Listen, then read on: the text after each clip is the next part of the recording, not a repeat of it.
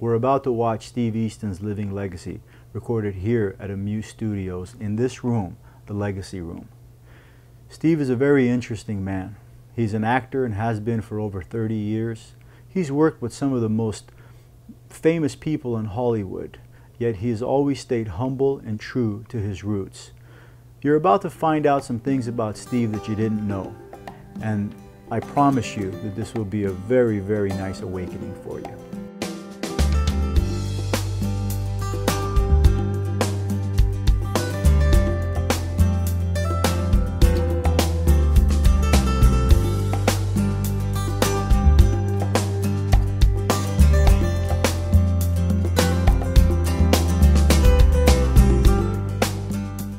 You've had an outstanding acting career.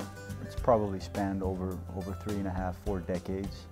I mean, and correct me if I'm wrong, you've done everything from Chips to working with Spielberg and DiCaprio and Catch Me If You Can. So we know that part of your life, and I know there's a lot of working actors that would give their right arm to have the resume and the body of work that you have in that field. And screw them. Screw them. Spoken like a true Steve Easton. Yeah, why ain't I rich? That's the question. You know. Well, I don't know. Why aren't you rich? I am rich, but not. Yeah, well, you know, it's a. You are rich. Divorces and real estate disasters are a beautiful thing, but it never. You know, it's I'm rich in the fact that I had a childhood dream and it came true, and. I'm not sure it was the best dream I possibly could have had, because I'm not going to die knowing I cured cancer or found a new species of animal on, you know, Easter Island or something. But it's beautiful, man. It's really lyrical. So tell me, where did you grow up? Well, my youth was spent in two very distinctive places. One was my first 10 years of my life were spent in a very idyllic dry wheat farming town in the middle of nowhere, in the middle of a huge land prairie called Ray, Colorado. It was right close to the point where Kansas, Nebraska, and Colorado meet. W-R-A-Y. And there was a little river valley, a little tiny river ran through it, and it was just perfect till you were about 10 years old. But then puberty started. You had to get the hell out, because you'd end up, you know, married at 14 and an alcoholic by 16.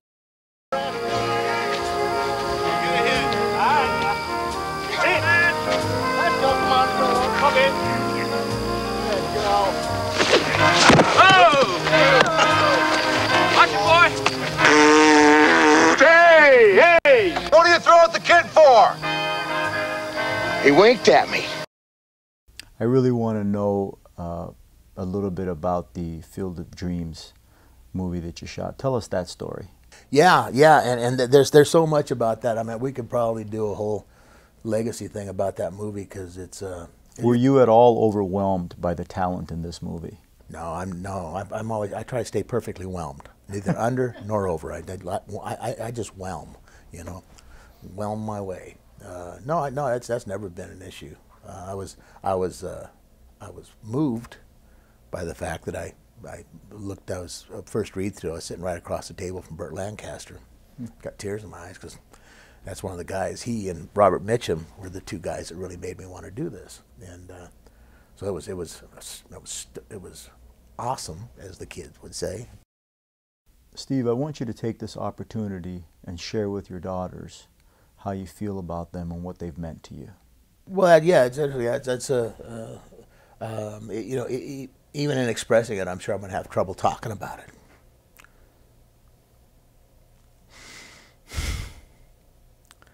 Because it's a feeling, you know, and you can, you know, you can't really describe what a peach tastes like, you know, but I admire you so much and appreciate you.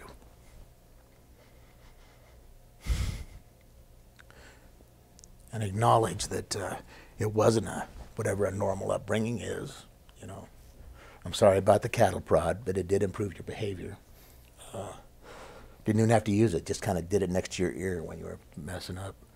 No, the fact is that